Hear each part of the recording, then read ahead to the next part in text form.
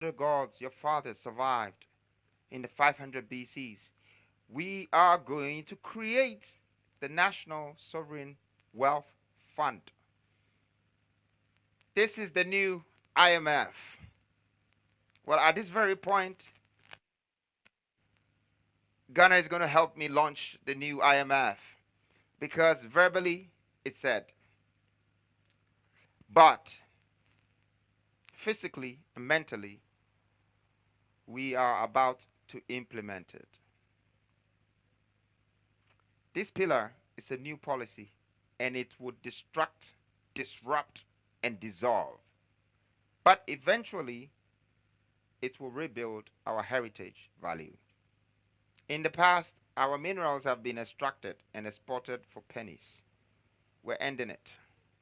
The National Sovereign Wealth Fund is the new IMF, independent and autonomous. It will collect every reserves and it will keep it and it will protect it. Would nobody have to pretend you're not accountable or responsible for our own anymore because now it's secured within the National Fund. And if anybody needs anything within the ministries or the government, let them go to the fund and they will know this fund has more wealth than IMF or the World Bank can ever give them. And they will know it all came from these grounds. It's the reserves, your gold, your cocoa, your 100 years of seedling banks, your tax reserves. I mean, feed the fund. I mean, 100 million barrels of oil, 100 years of seedling reserves. All of this is going to be in the wealth fund of Ghana. Now, let me tell you the interesting thing about the tax reserves. To increase our reserves, we decided that we're going to minimize the corruption in the tax sector. Because you can see the 12 ministries. I mean, apostolic governance, it's a title, it's some title right here.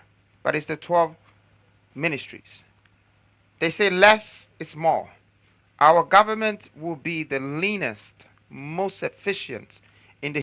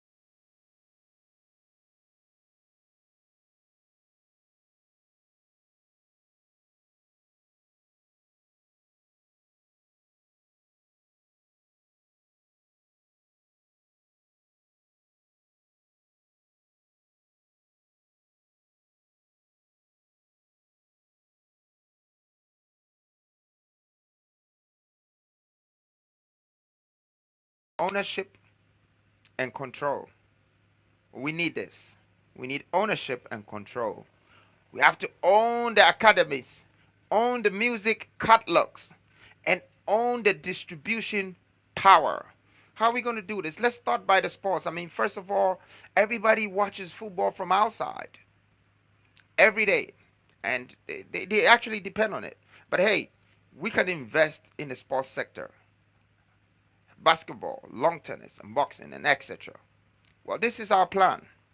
First, we're going to build 16 multifunctional sports academies in all the regions, because we don't know where Ronaldo is, we don't know where Messi is. You can find them in any of the region, and therefore we're not going to discriminate. We make sure that there are academies to search for these talents everywhere in Ghana, and we're going to nurture them, grow them, own them, and they also have to own us.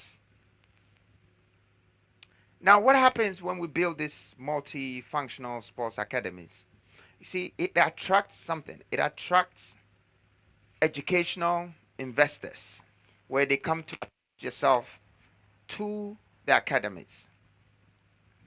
And your child might be in the academy, but there is an education to support them. So they just don't become a footballer without knowledge, or they just don't end up with their knowledge in their foot. They have to also learn about their country and their resources and what they can create. It will also, obviously, apart from the educational facilities, I believe that there could be other things that it will attract in every region to discover more talent. But the point is, we're trying to breed athletes, world-class stars, because they contribute to our economy. One artist can bring billions home in value through endorsement and many things, but we have to start nurturing them now. We have to start building all these platforms and bringing them out from Ghana and even finding more beyond our borders. But remember, this is not only about the money. The grand agenda in this is introducing African unification. Is going to start from Ghana.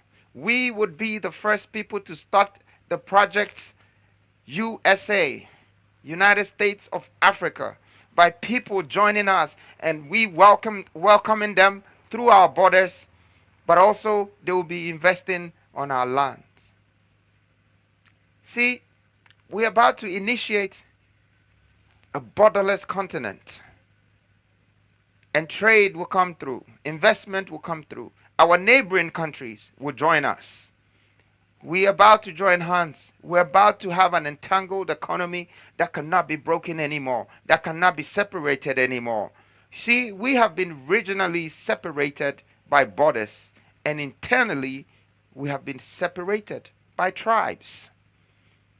Once now you have the water connecting, we're coming together by tribes. Once now we have the borderless continent, we're coming together by countries. This is about to end. We are going to import our talents and skills from across Africa. Everywhere. In fact, Niger, I know you're watching me in Nigeria. We are coming for you. I know. Just you, Nigeria, if I decide that 1 million of you should invest in my country passport, you will bring the money in 5 days to Ghana.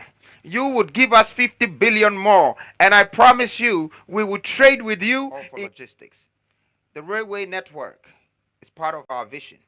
Our vision is to develop a comprehensive railway network exceeding 8,000 kilometers. That is 1.5 million tons of steel. It will be very difficult to import this from outside. That's why we have our eyes on the iron ore in the Industrial Revolution, and some is in the eastern and some are other parts of Ghana. We will be able to manufacture our own steel and create that 8,000 kilometer railway track that will cost us billions of dollars if we have to give it out on contract. And connect and build the eastern corridor, the western corridor, and guess what? The gist of this vision is to also drive the railways to the 3 borders that faces Ghana. The one in Togo, the one in Burkina Faso, and the one to Ivory Coast. When it gets to the edge, we stop. That is us creating new transportation and logistical path and not remain on the colonial roads that was built for us. Now we're making our own paths to distribute our own goods. But when it gets to the border, the government of that country is responsible to continue. This is going to give us a railway and a speedway around West Africa. Once every country continues from there. Well, I'd like to tell you something. It's likely when we get to the border, Ghanaians will be contracted to continue the railways. Because guess what? We will have the steel, we will have the skills. Just like what the English did to Europe. Once you have the skills, once you have the funds, and once you have the reserves, and you have industrial power, you're in control. And so, this is our plan for Pillar 2. And as you can see, the water connectivity is important and the railway connectivity is coming to that. Now, the moon needs the sun to shine. But with all the reserves, there's one thing that I would like to add. And I know we probably never thought of it. But why do we buy money? Why do we have to go to England or go to Switzerland, to Delarue, to print our money? And after we fly or ship the money, before we have money? What happened to the industrial power that we're creating now? We are going to print money at home. We don't need to go to England or America to print money. We don't need to go anywhere else to go and buy food and bring it here. We don't need to pay 7 times the taxes of whatever that is already in our country and someone has just packaged it. We go and buy it for premium price and bring it back here.